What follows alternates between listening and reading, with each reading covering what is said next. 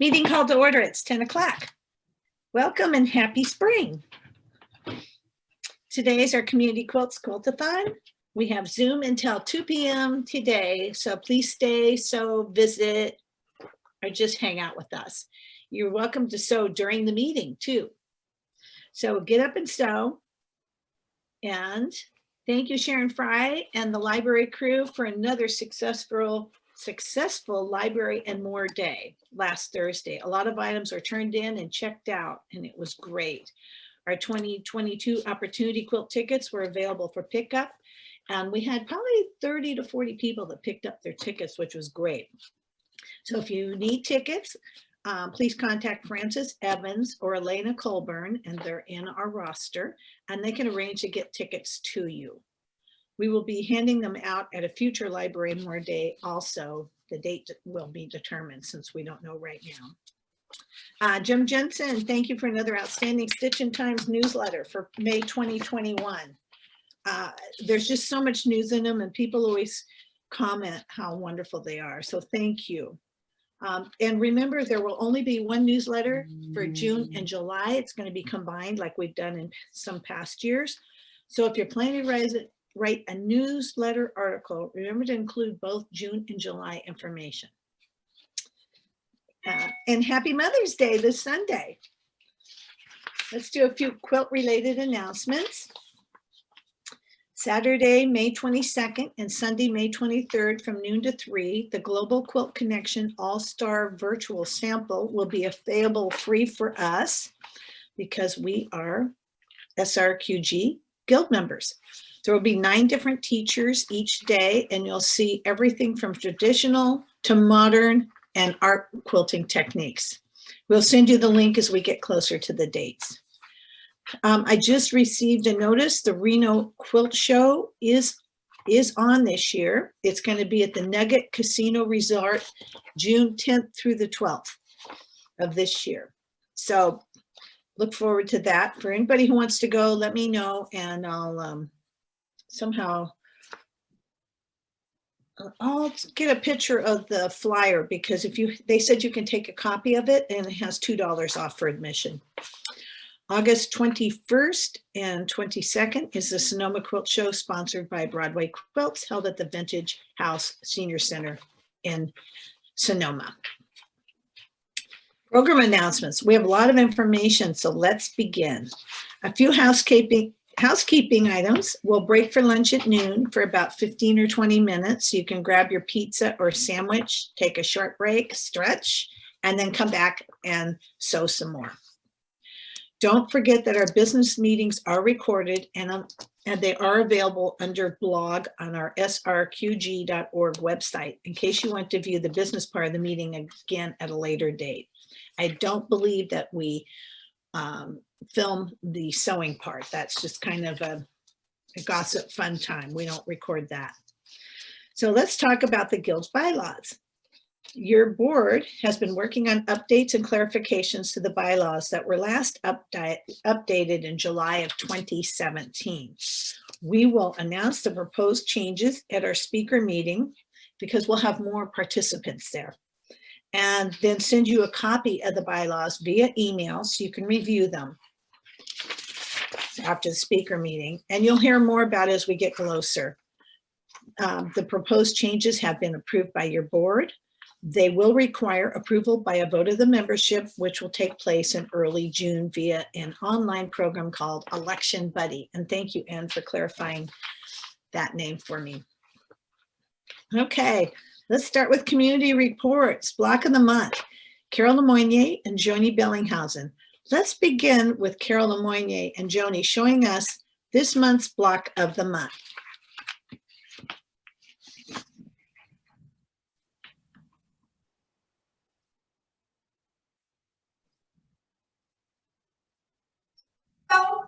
I am Carol Lemoynier from the Block of the Month. And I am Joni Bellinghausen for Block of the Month.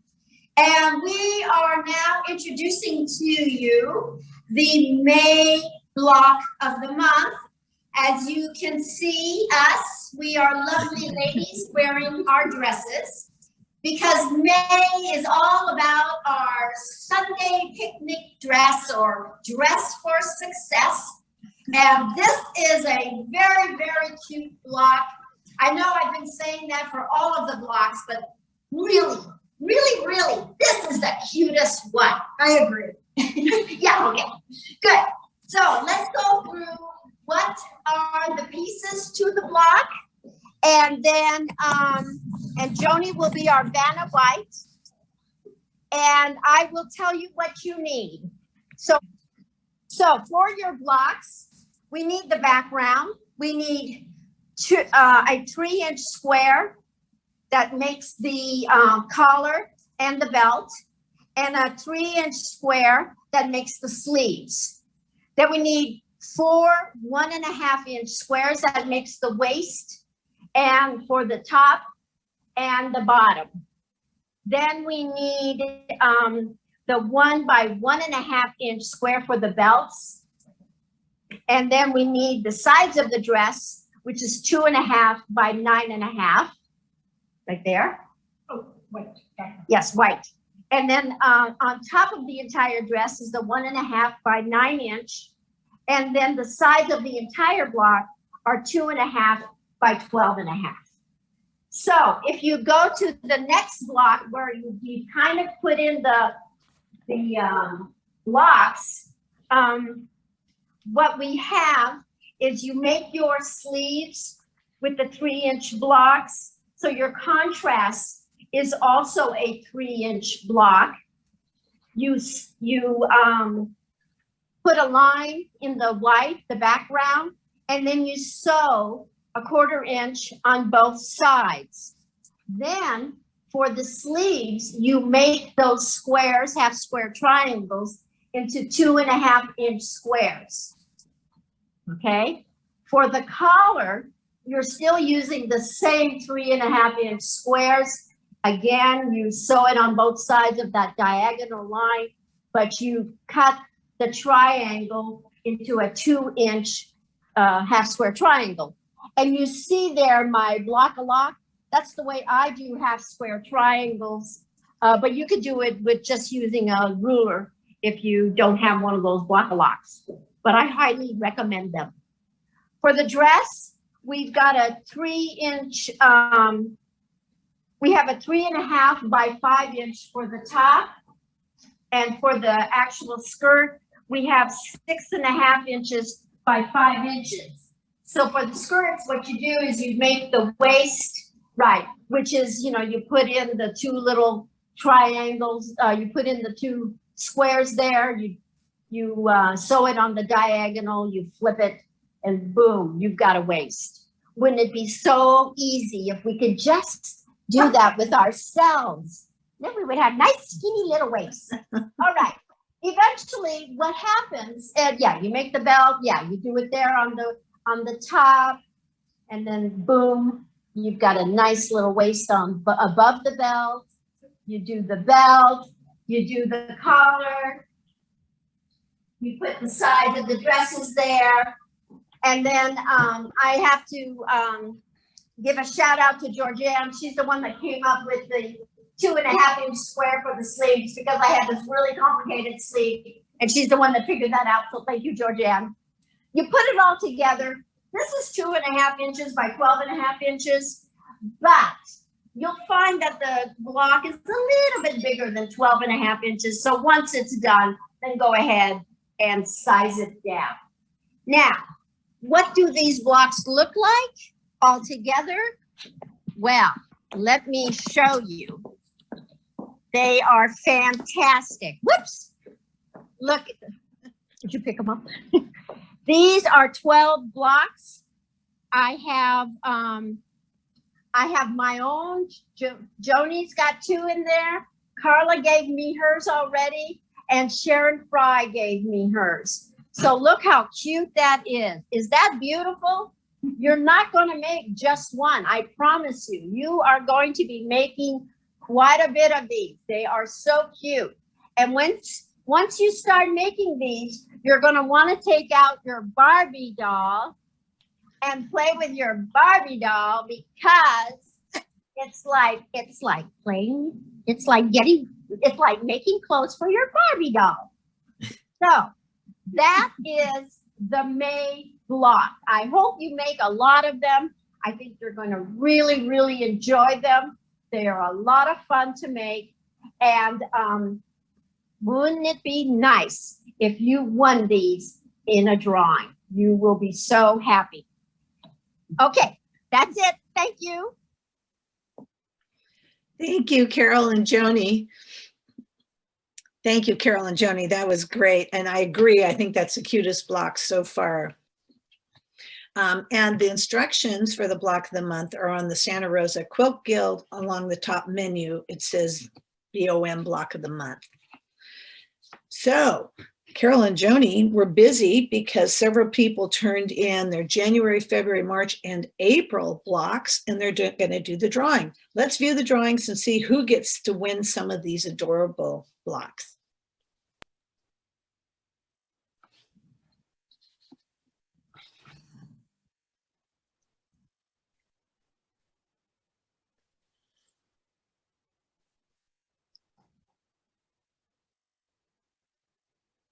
So now we are, hello everybody. This is the January block of the month. They're beautiful scarves. And we had as participants, Kay Hartman, Janelle, Frances Evans, Debbie Ferris-Cole, Alana Colburn, Sharon Fry, Linda Silva, Janet Tonkin, Georgianne, Jim Jensen, Carla Twitchell, and myself. And if you think, how come Carol Lemonnier always wins? It's because I make a lot of them. So, but I promise you, I won't win more than one of each block of the month, okay? So here we go. Let's do a drawing. We've got a total of 25, so we'll have 2 winners again. And so take it away. Elena, you won. Janelle, you have won. Congratulations. And now we're on to another month. Okay, so here we are in the February block of the month. We've got hats. You wouldn't remember this, but remember in February it was cold, and so we needed a hat. Today it's hotter than hell. Anyway, so here are the participants, and I want to tell you that these are just a few of the ones that we have. We had a total of 28 of them. The participants were Laura Barrett, Kay Hartman, Janelle, Frances Evans, Alana, Carla, Linda Silva, Debbie, Brenda, Sharon, Jim, Janet, and myself. So we'll have 2 winners. Okay. All right. So Joni is there, and Linda Silva, you're a winner. And the next winner? Huh? That's Carol Lemonnier. All right, congratulations. Now we're going to go to the next block. Hello, everybody. Welcome to March. It was cold in March, and so, of course, we needed mittens. Hard to believe now. Anyway, here they all are. We've got 20 all together, and I really want to point out Frances's block. It's made out of fleece. It's almost like this one right here. It's so warm. It's just beautiful. It's funny. Anyway, the participants in the March was Laura Barrett, Kay Hartman, Linda Silva, Frances Evans, Alana, Debbie, Sharon, Janet, myself, and thank goodness I found Carla's. I thought I didn't have it, but I found it. And so we've got 20, so 10 each. So the winners are Judy. Yeah, Judy. Janet. Sorry, I don't have my glasses on. Okay, Janet Tonkin. There is no Judy. And she's got mittens, so she can't get it.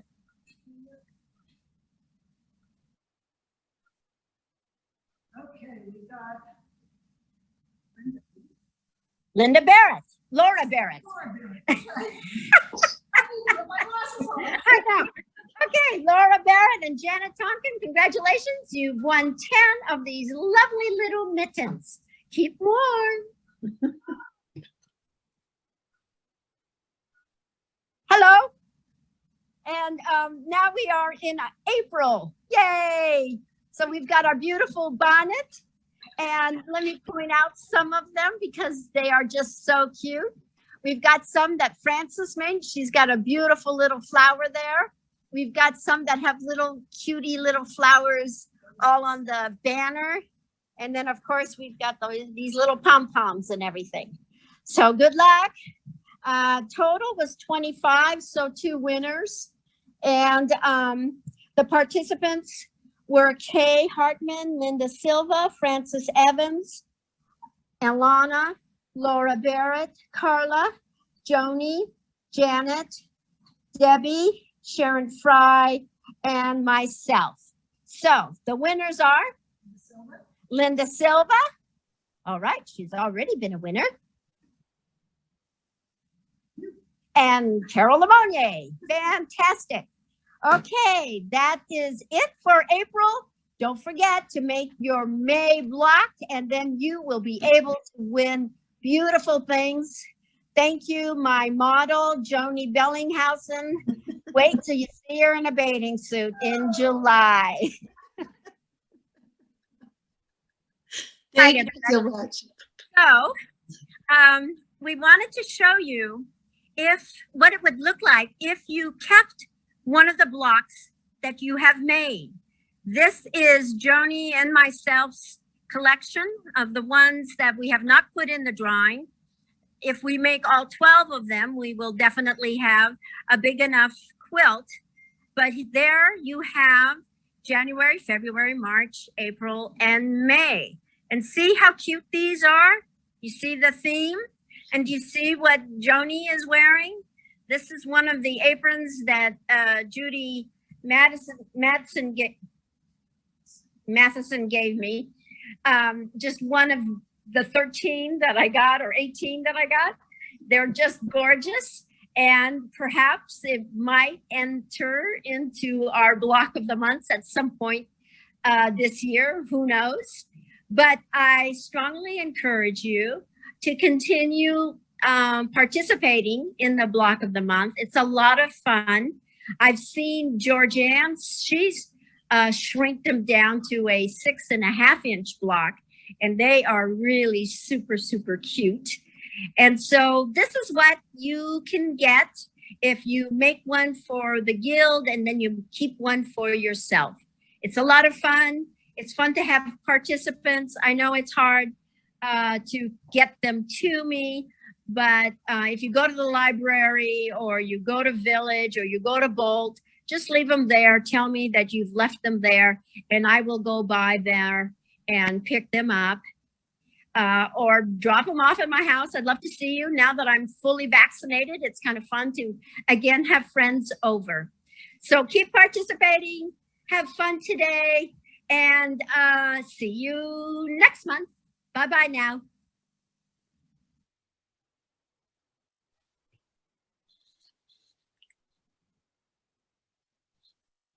Can you hear me? Yes. Thank you. Thank you, Carol and Joni, for making this so much fun. Sew a Rose. Take it away, Tony Anderson with Sew a Rose.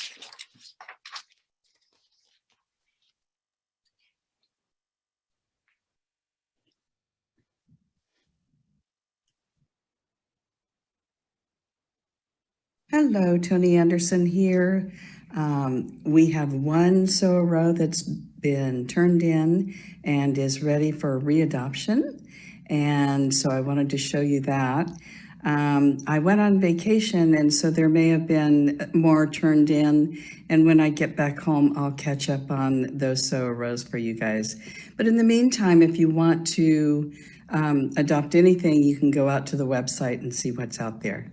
And if you have any questions, give me a call. So this is what's available for adoption. This is Beachy Keen, and Lynette Whitman turned this in and did a lovely job. So if you're interested in Beachy Keen, let me know. Thanks, bye. And when Tony gets back, I have 3 additional ones to give to her. So she'll put them together and send out an email. And I think she's returning on the 8th. So she'll probably do it early next week.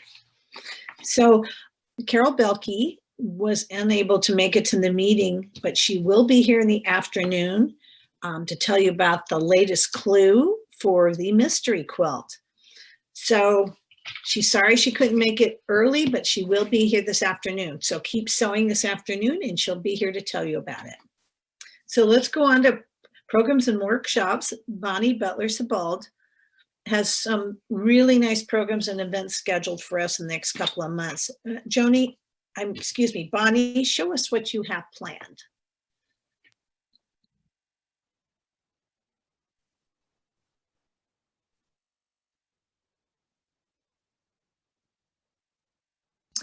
Welcome, everyone. My name is Bonnie Butler-Sebald. I'm your program chair for 2020. We have lots of new things coming up, and I'm going to give you May, June, and July right now. Please see our website for future workshops and presentations. If you have a curiosity, you got to know what's coming in August, it's on the website. So our guest speaker for May, the 20th, is miniature quilt artist and author Kelly Willy. Now, Kelly's presentation is entitled Little Quilts, No Big Deal.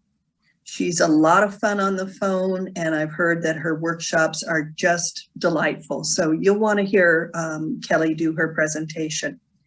Kelly's workshop is scheduled for Friday the 21st. And in the workshop, you will create a miniature crazy quilt, and you will also learn all those beautiful embellishment stitches that normally go with a crazy quilt. Now, our guild did not get enough members enrolled for the workshop by the contract deadline date. So Kelly is going to present the workshop on the 21st privately, which means you'll contact her, you'll pay her, and she will host the Zoom. This won't be going through the guild, but it's fabulous because she's going to do it on the date that we would have during the times that we would have. And she is charging $45, which includes the pattern. We sent this information out through Sharon Fry. If you can't find that email, contact me and I'll get you the information. June, our guest speaker is our own Janet Shore, and that's on June 17th. We're going to present Janet's video of her trunk show. And you all know Janet, she's hilarious. So this is going to be a beautiful trunk show with lots of humor and wit. And Janet will be available for questions and answers afterwards. The workshop for June 18th from 10 to 2:30 was suggested by Janelle, and it's going to be a sew day. But Ann and I will host. Janelle actually gets to participate and gets the day off and doesn't have to host. Ann and I will do that. And we have some surprises. We've got a trivia game with prizes, and ta-da, we have a Joni Bellinghausen special project.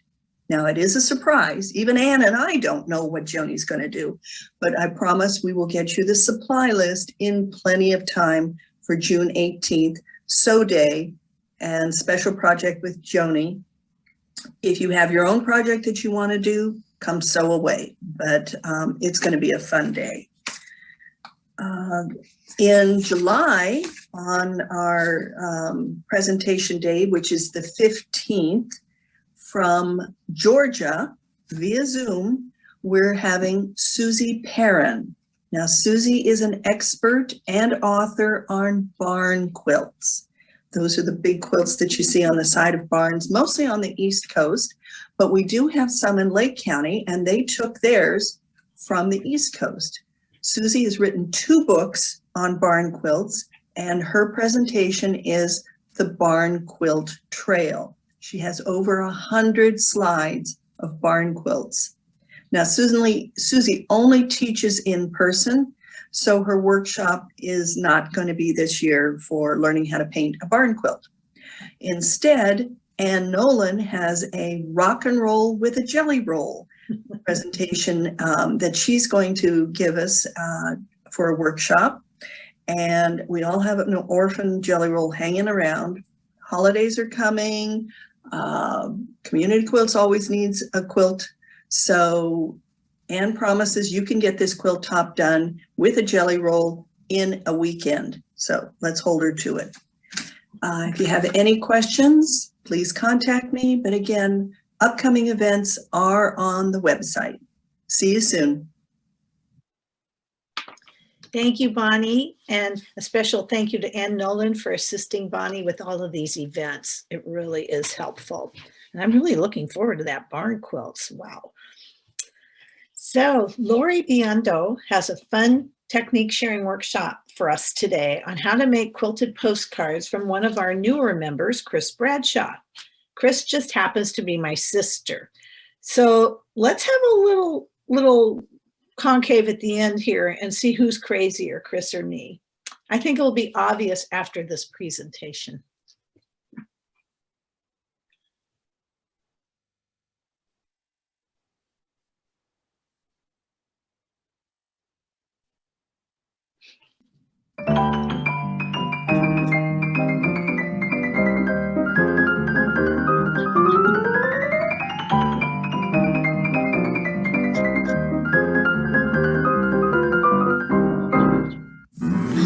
Oops, oopsie. Are the cameras rolling? Oh, I'm so embarrassed.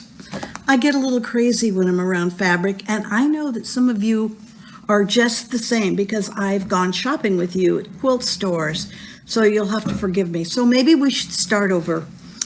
My name is Chris Bradshaw, and I'm going to present a little technique workshop on how to make these wonderful quilted postcards. It's not an original idea. My friend May Wong showed me, and I think I've made about 25 or 30 of them. I can't stop making them. They're so much fun to send. And you'll need a few things to do this. One thing is you'll need a supply of scraps. Lots of scraps, lots of colorful scraps, actually. You're also going to be needing some batting scraps, and I have cut this to 4 inches, and I've made it long because I'm lazy, and I can just put all of my scraps on here at one time and then cut it to the 6-inch length, and I have several at one time. Works pretty well. You're also going to need these comic strip boards. The comic book boards come in a couple of different sizes, many actually. And I prefer the 7.5 by 10.5 because I can get 2 postcards with it, and I have a little left over at the end for something else that I make that I will show you later.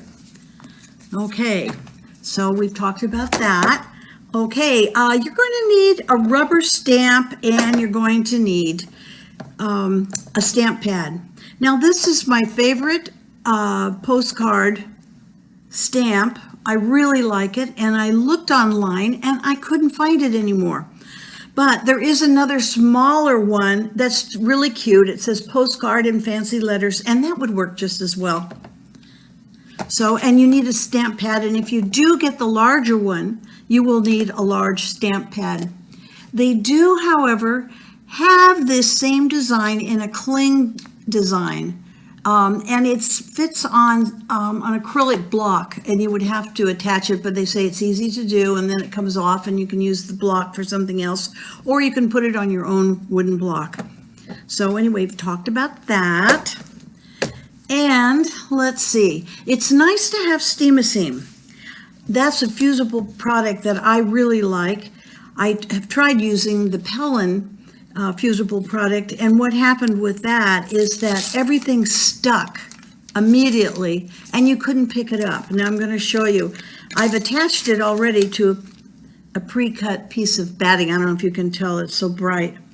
And then all you do is just take your scraps and just put them on any old way. But see, now what I can do with this is if I want, I can put it under here. Like that. And you can, whoops, and you can just continue until you finish the whole thing. Well, once you finish with that, the next step would be to take that and go to your sewing machine. And you're going to sew, any old thing, any old way. That's kind of the way I quilt anyway. And I use gold thread, but you can use any color that you want. And you end up with this little batting covered with the front of your postcard. Then when you want to put the postcard together, you take your postcard, and by the way, when you're stamping your postcard, it's best to stamp on the dull side. There's a shiny side and a dull side.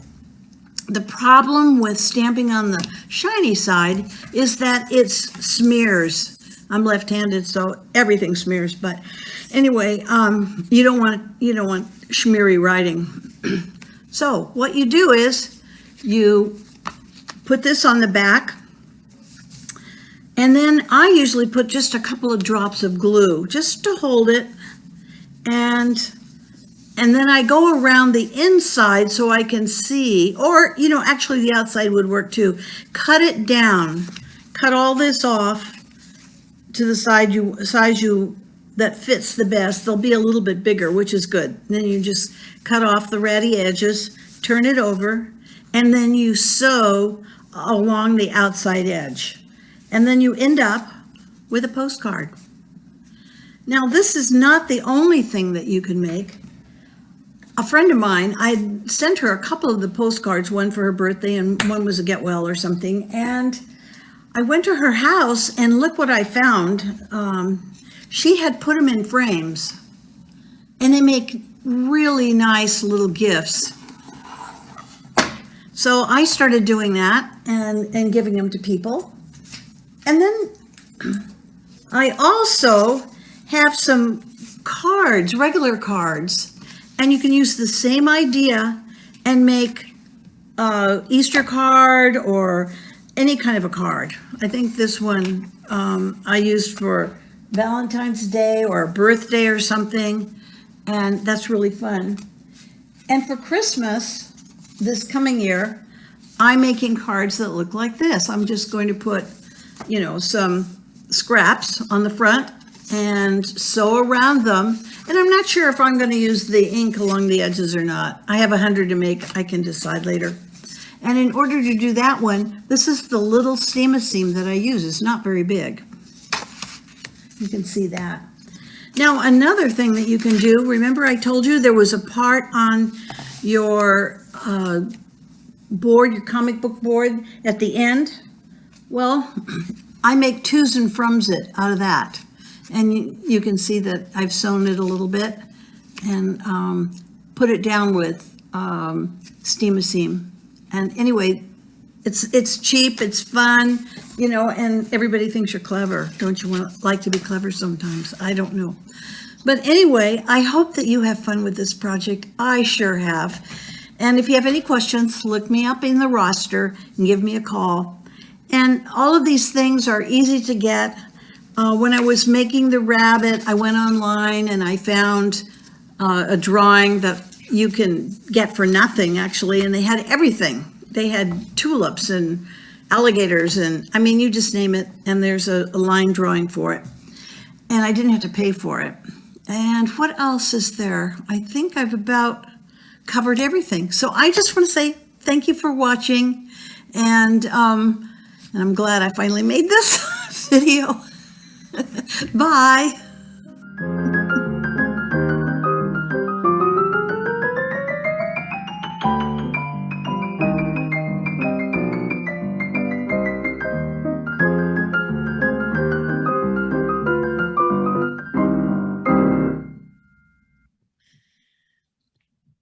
Well, I hope everybody enjoyed that. Thank you so much, Chris. That was really fun.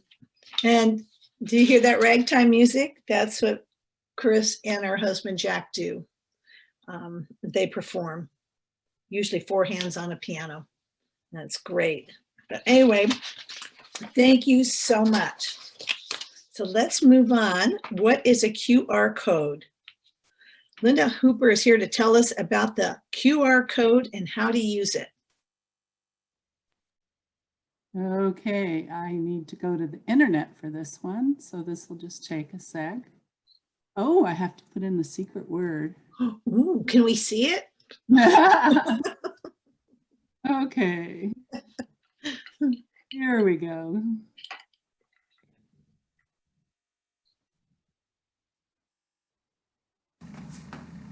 Hi, good morning.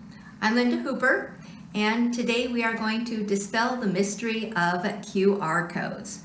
So I know that we are all familiar with a regular type of scan code. They look like this.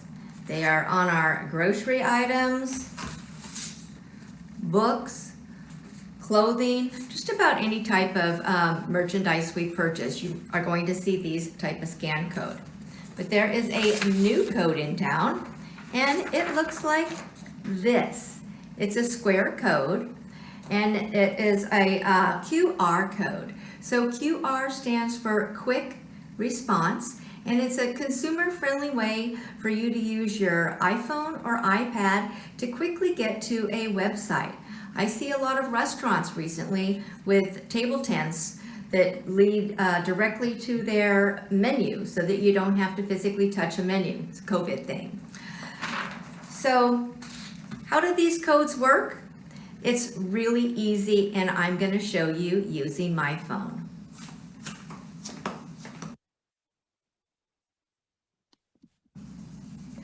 So the other day I was walking through the Santa Rosa Plaza, and I saw this large kiosk that had a scan code on it.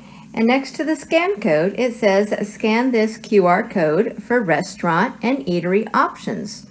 So what I'm going to do, I'm going to take out my phone and bring it into camera mode. So I'm just going to click the little camera button and bring up my camera. And I don't have to take a picture of it, but all I have to do is wait for the camera to recognize the QR code. And you'll know when that happens because a little indication that you can click on a website will appear at the top of your screen. You just touch that, and that is going to take you to the page that they've directed you to, which has a listing of all of the restaurants that are in the mall, which you can just click on individually or make a phone call to. And that is all there is to scanning a QR code. So let's do another one. This is one I saw today at Oliver's. Here's their scan code, and it says to either order online by going to their website or to just scan their QR code. So once again, we're going to click onto camera mode, wait for the phone to recognize the QR code, which it will, here's the website popped up right here. So I just touch the top of the website, and that takes me to the Oliver's Market, where I can click on the market near me and then go ahead and order online. The reason we are doing the tutorial on the scan codes is because our new Opportunity Quilt ticket has this feature on it. So you're going to bring up the website the same way that we've done the rest. Put your camera on camera mode, hover over the QR code till you see the website pop up on the top. Click on the website. That is going to direct you straight to our Opportunity Quilt. When you scroll down, you can see all the information regarding the Opportunity Quilt. So this is a great way to show people the quilt. When you have these tickets and you don't have the website, or you don't have to say, well, you just go to Santa Rosa Quilt Guild and give them the address. All they have to do is scan the code, and that picture is going to pop right up for them. This is a really fun feature. So I hope you all learn how to use this. If you have any questions, you can always email me. I'm always happy to help. Thank you. Thank you, Linda. That was really wonderful. I'd always wondered how to do that, but thank you very much. And it's really handy. So if you want to sell a ticket to someone, you can quickly show them what the quilt looks like.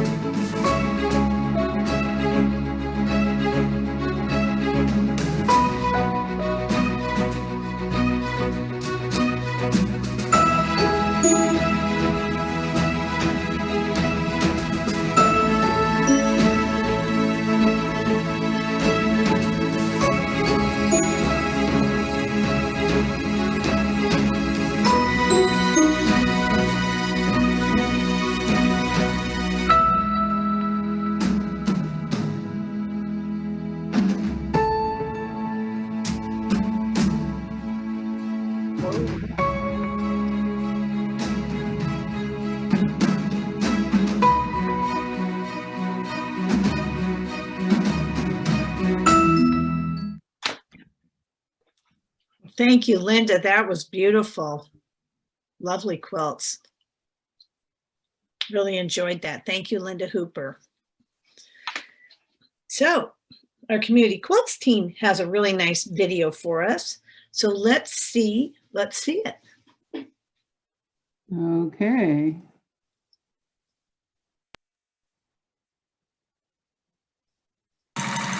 Why we put the pins going out. We'll go back to the beginning. It's cute. Good morning. I'm Laura Barrett. And I'm Nancy Sidman. And we want to welcome you to another virtual Quiltathon. Just a bit of housekeeping. Everyone that's here today has been fully vaccinated. And according to the CDC, that allows us to get together in a small group inside without our masks if we've been fully vaccinated. So thank you for tuning in as we're trying to use our imaginations to present our Quiltathons online. We miss everybody and we really wish you could be with us. But since we can't just yet, we thought this might be kind of a fun idea. So for those of you who are new to Santa Rosa Quilt Guild, a Quiltathon is like a modern quilting bee. We start with tops that the members have made, and then all the members of the guild come together and we finish them, and we have finished quilts by the end of the day that we're going to donate to our community. So today we're going to have a mini Quiltathon. So there's 6 of us here at the barn of Marlene Sullivan. And we're going to demonstrate and explain all the activities that happen in a Quiltathon. What we use during a Quiltathon is something called the envelope method or the pillowcase method, and it just makes an easy way to make a quilt when you have a big group. So the steps that we're going to start with layering and pinning. Then we'll move on to sewing a 1/4 inch around that layered quilt. Then we'll trim, turn, and iron that, and then we're going to edge stitch. And after that, we're going to just talk about quilting with a walking foot or free motion foot. And then last thing, we're going to put a label on that quilt. Okay, here we go. Okay, first we're going to be working on layering and pinning. And when you get the quilt, it's going to be folded up like this. Tops have been made by members from kits provided by Community Quilts, or tops made from their own fabric and patterns. sizes of Quiltathon quilts for the NICU babies is about 32 inches by 40 inches. And the Valley of the Moon foster care kids, their quilts and ones for many adults also are about 40 inches by 60 inches. So first they laid down the batting, smoothing it out so there are no wrinkles. And then they lay the backing face up, and they're getting it nicely smoothed out. And now the top gets laid face down.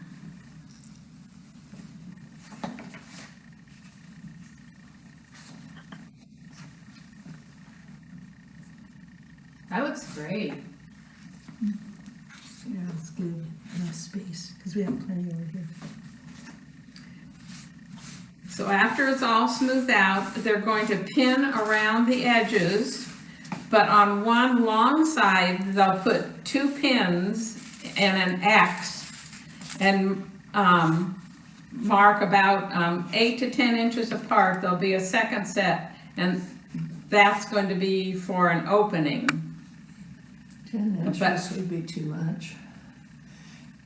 And Nancy, don't put it quite in the middle, put it closer to one edge, one corner. Not at the corner. Going out, or are the heads on the outside? Heads on the outside, right Marlene. about there. Okay. One X here? Yeah.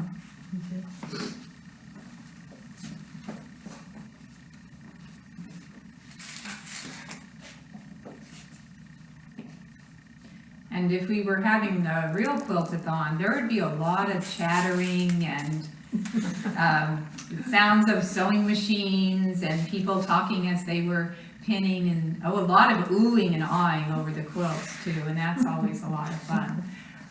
We're being a little bit quieter here today, but maybe we'll pick up. Just camera shy. Yes, yes. Didn't Marlene say she had some wine for us to taste? Yes, I heard there was some wine. That'll make it all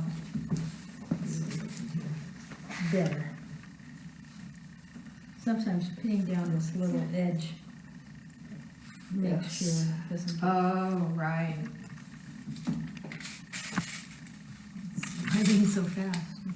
You know, You know what I sometimes do is that whole box of pins flies onto the floor. Have you ever done that? Oh, yeah. Yes, I thought of that one. I saw Someone it there. usually has a magnet. Someone gave me a magnet after I did it twice. I got one at home, but not here. Pinned and ready to go to the next. Ready. station. So do you want to hold it up and really, There it is. Nancy? There we go. Stage 1. Next. Okay, the next step is sewing a 1/4 inch seam around the layered quilt. Pam is going to start at one of the X's made by the pins. She wants to back stitch and then stitch a 1/4 inch from the edge of the top. The back stitch. Yeah, okay. Woo, yes. Turkeys are fast. It's a sensitive.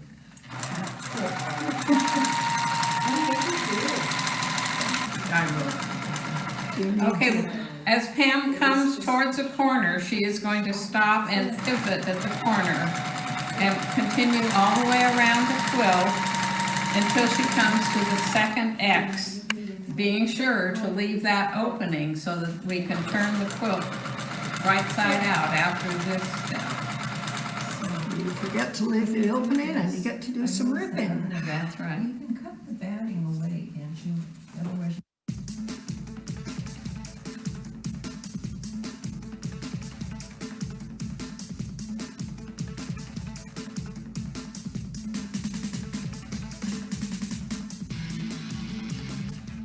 People always ask why we put the pins going out. Yeah, why? Because you're right-handed. So you pull the pins out with your right hand, put them in the thing, and keep going. And then you press it.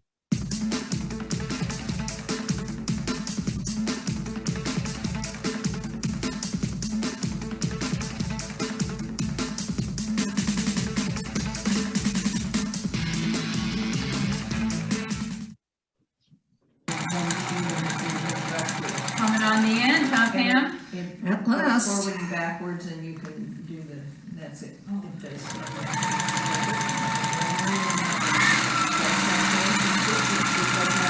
Many groups said, get in So there. Pam will stop at that second X, and that way she'll leave an opening for turning.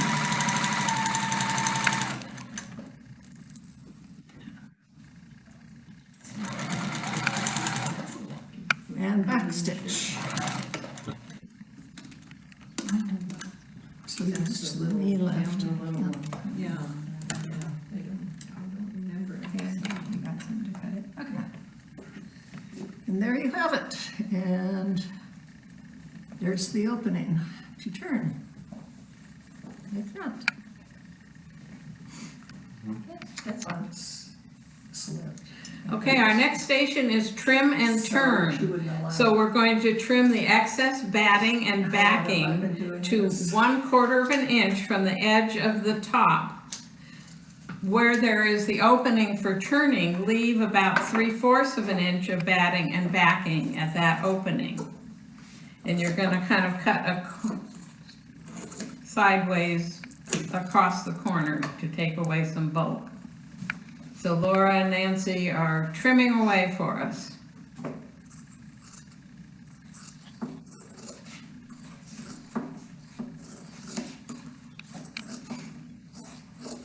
And at the Quiltathons, we try to provide scissors for you. We try to get some nice sharp scissors.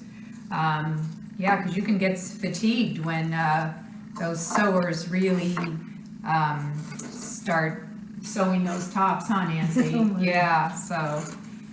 And then we trim the corners too, nice and close, if you can see that. So that when we turn them, we can make a nice sharp corner.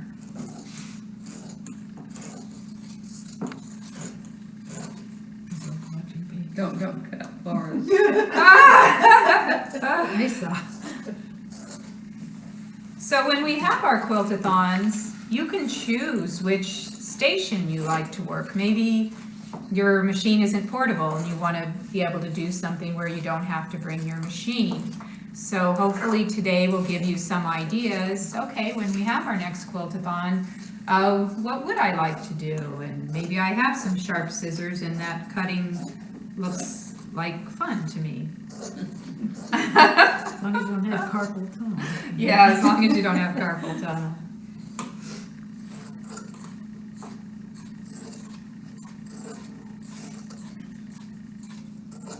Yeah, these scissors are pretty good, huh, Nancy? Yeah, they just, Yeah. It's funny how you can tell how sharp they are just by the sound. Yeah. Do you want to, when they're done, take the turn over to there so she can just leave the camera in the same place?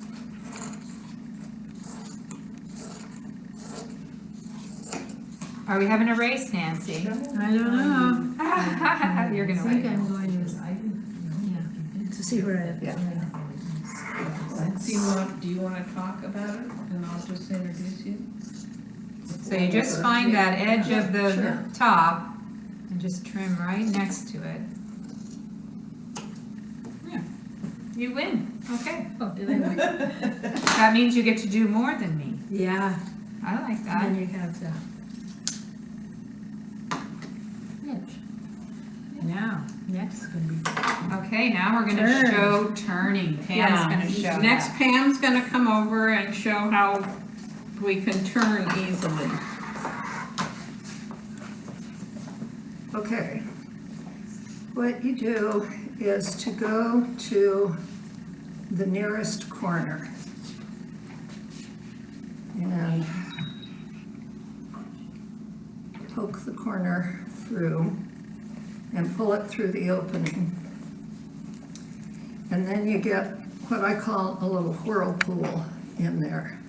And if you take the edge of the top and of the backing and just shake it, it comes through really easily. Okay, so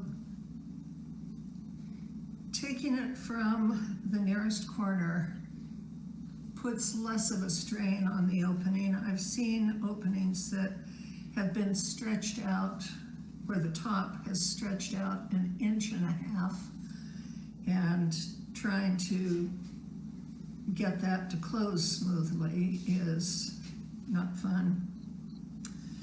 But then once it's turned, you take the point turner and poke the corners all the way out nice and sharp.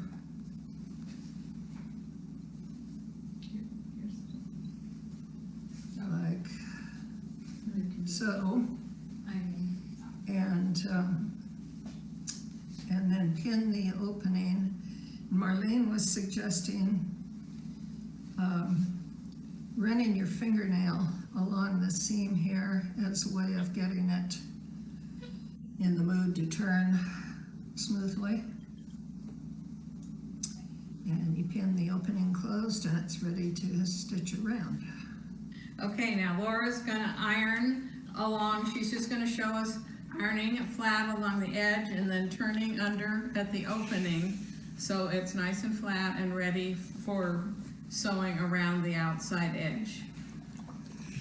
So what I like to do is kind of poke this backing in and iron that first. The backing and the batting. And then Like watermarks around. turn under the top, the 1/4 inch, matching it up. And this one was nicely turned. Pam, you must have done this one. Yep. Fits real well. And iron that. Then I'll take some pins and mark that opening so that the person who's stitching it, they'll know just where that is, and maybe they'll start their sewing where the opening is. Get those pins in there.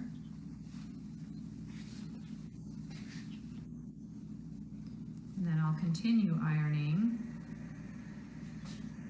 So you can see at a quiltathon, there's a lot of different jobs to do. I mean, you probably don't want to iron all day, but sometimes it can be a nice peaceful thing over at the ironing board if there's a lot of chatting going on and you want some peace. So you kind of get that idea, get the corner nice and flat. So that's the next step. So, okay, on we go to our edge stitching. Okay, now Pam is going to do edge stitching around. It's on the top of it, 1/8 of an inch from the edge, using a walking foot. It's helpful to start by the opening. Be sure that it catches the edges and keep the, and this process helps to keep the quilt from curling.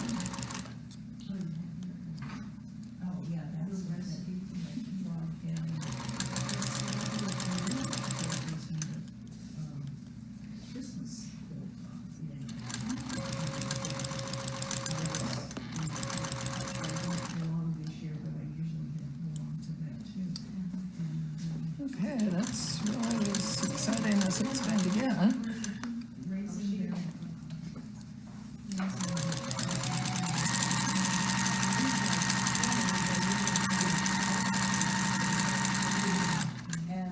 Again, down here at the corner, we'll needle down and pivot.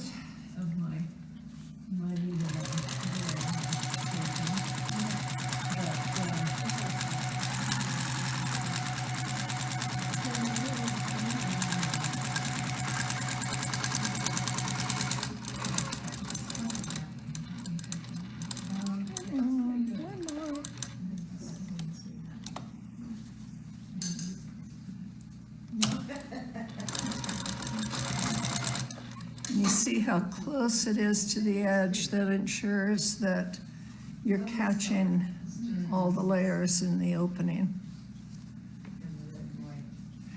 And that's it. Okay, next we come to the quilting, which is a creative part of the process. This is a quilt that has not been quilted. It has been edge stitched all the way around the edge. The quilting process, sometimes you can just with a walking foot, if they're squares, just go on the diagonal. That works well.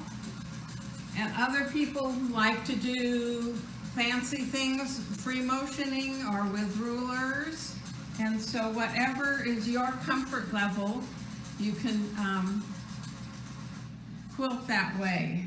And so they all get quilted, and then they will be ready to put on a label. Okay, every quilt that we give away has a label on it. They're very nice labels the Guild has made up. It gets pinned on the back of the quilt and then sewn on by hand.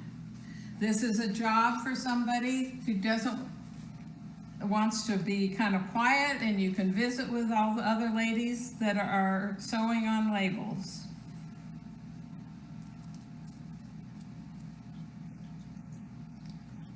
It says the bottom right corner. I never knew the right corner. You can't always tell what a right corner is. Yeah. Like on this, it's whatever you decide. I started doing bottom right because I'm left-handed, and that's easier to get a hold of, but Well, I got some instructions and it said bottom right. I kind of took some of these off of something that I found. Yeah. I didn't realize it was bottom right. Yeah. But I guess I don't usually do this. no, you usually bring your sewing machine, Marlene. Yeah. Yeah.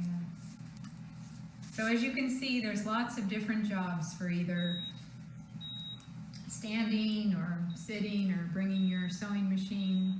And we always have a lot of fun, and we do really miss you and look forward to when we can be together again.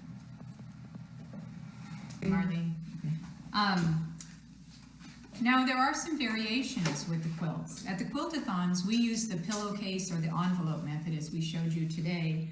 But when members are making quilts at home, sometimes they like to do it in the traditional manner, laying the backing, then the batting in the top, and quilting it and putting binding around it. So whichever way you like to do it, feel free and be comfortable with that.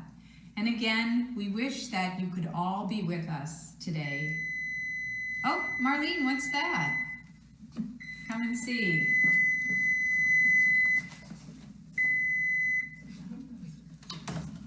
I think the pizza's ready. The pizza, oh, right. Yay, At this pizza. Quiltathon in May, we would have been having pizza. Our hospitality group would have been treating us to pizza. So we said to ourselves, we're not going to miss out on that.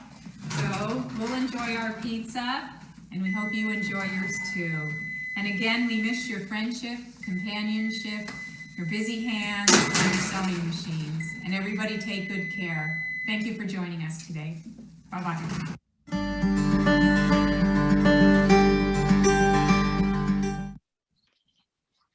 Thank you, Community Quilts team. That was really wonderful. Thank you. I have just a couple of final announcements, and then we'll all get sewing. Our next meeting is a speaker meeting, like you heard from Bonnie, Thursday, May 20th on Zoom at 10 a.m. Friday is the special event from 10 a.m. till 2 p.m. on May 21st. Saturday and Sunday, May 22nd, 23rd, noon to 3 is the Global Quilt Connection All-Star Virtual Sampler. You'll hear more about that. Thank you, Ann Nolan, Elaine Ramirez, Elaine Tucker, and Justine Lott for doing all the magic to make this meeting possible on Zoom. Great job by all. So the business part of this meeting is adjourned, but stay tuned because we're going to keep going, and I'm going to go heat up the oven so I can get my pizza in there. And then I believe that Laura Barrett and her team may come in once in a while we're all sewing and go over a few techniques. So I look forward to that. So I need to find my phone, then I can say meeting adjourned at 11:07. Thank you. Great job, everyone. Stay online and let's sew.